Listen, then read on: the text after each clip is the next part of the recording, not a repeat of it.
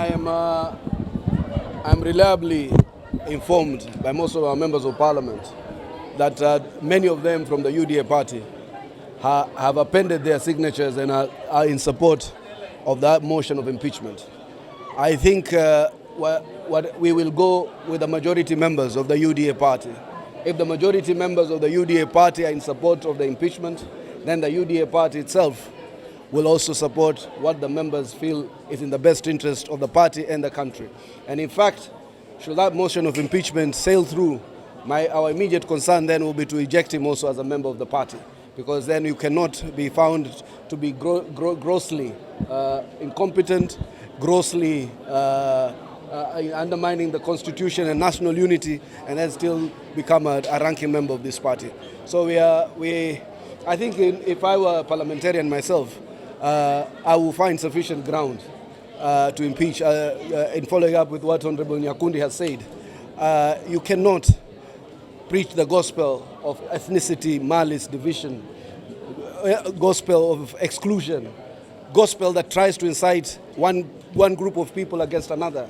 He has been the most catastrophic, the most insidious in terms of dealing a very decisive blow to the unity of this country that had been carefully knit by the Hustler Nation. The Hustler Nation was about the bottom-up economic policy. It was never about regions. It was never about one person over another or blind ambition for power. It was a narrative that was hoped will uplift the masses of the country, so that a lot of us then can come into the economic bracket and avoid the culture of exclusion. What we have seen him doing is to argue for the same old policies of malice, of division, of hatred, of ethnicity, of exclusion of others. And I don't think it is proper and right to have a deputy president who is actually himself the actual threat to national unity. Let me first allow the Member of Parliament for Gitutu Chache, who is also the National Treasurer of UDA, to speak to that matter. Then I will finalize it. Okay, thank you so much. My name is Japheth Nyakundi, Member of Parliament for Kitutu Chache North, and I'm also the National Treasurer of the UDA party. We are here today because 2 weeks ago we started the Comrades chapter.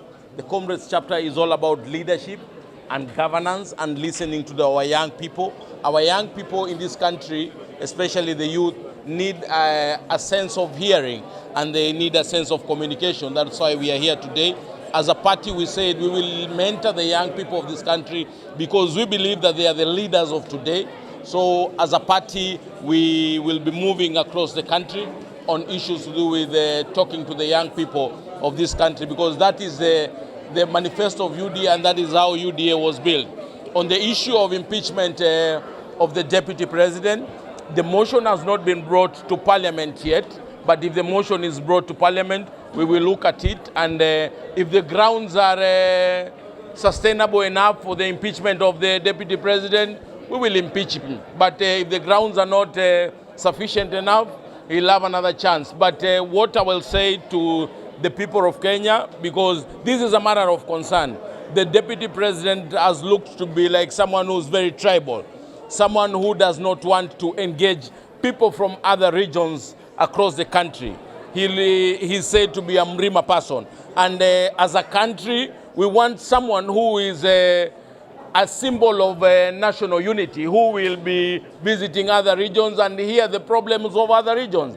And if Rigathi Gachagua is not ready to come to Mombasa, is not ready to go to Nyanza, is not ready to go to Western and other parts of the country, then we will look for another deputy president who is ready to serve Kenyans at the capacity of a deputy president. Because we don't want a deputy president who talks about his region, who advocates only about his region. Because if we go that way, all these other regions will also require to have their own deputy president. And because we don't want to have 8 deputy presidents, we will remove him so that we have a deputy president who is ready to listen to Kenyans and who is ready to serve Kenyans, despite the race, color, region, and where you come from. Thank you so much. My name is Japheth Nyakundi.